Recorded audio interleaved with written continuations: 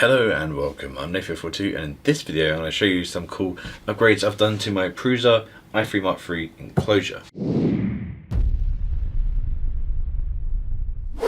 Okay, so what I had previously was one of these. What this does is you stick your wheel on top of it, it rolls and the filament goes down into the hole here. It was up there. It worked great whilst the wheel of filament was heavy, but when the wheel of filament was not heavy, the wheel of filament would fall off, it would fall onto the floor, it would unspool, it would be really annoying. So what I have thought I would do is I would use the same as I have here, which I used to use for the Anet A8. I found a couple of things online in order to do this, and the best one that I could find, which you could screw into the enclosure, was actually a wall mount. So what I did was I downloaded the wall mount. The wall mount was facing the wrong way. The hooks were facing that way and I needed to go this way. What I did was I took the STL into Tinkercad and I will show you what I did now.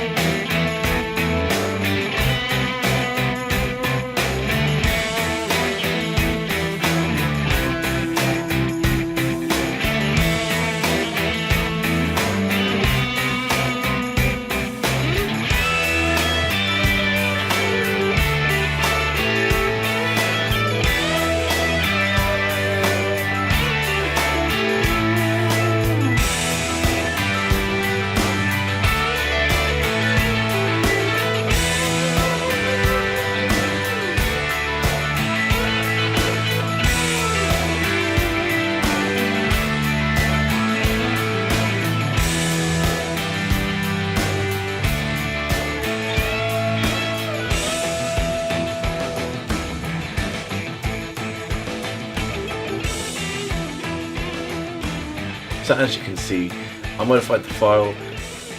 They're both going up like this now, and because of that I was able to fit a tube in between this little gap here, and we can fit them onto the top of this thing to store the filament.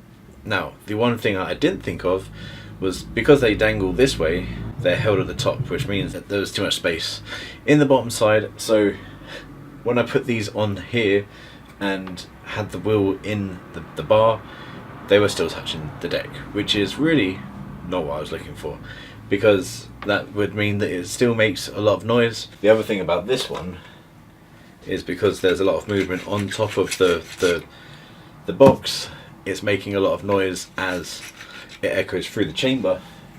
This might not do that, it might still do that, I'm not 100% sure yet, because I haven't actually used it to print anything just yet.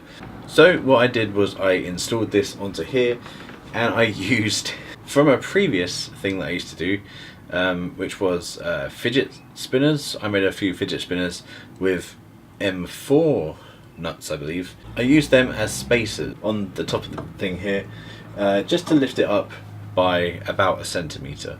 So there you have it. I had an issue, I found a solution to that issue with 3D printing in mind, and it's been a really cool little journey that I've taken to actually get there. I had to do a bit of modification, I had to do a bit of DIY, you know, it's just a big mix of all the kind of stuff that I do enjoy. So it has actually been a really good day and a really cool project that I hope you guys can try out as well. If you actually want to do this mod yourself, if you need any help with that, leave a comment in the section below.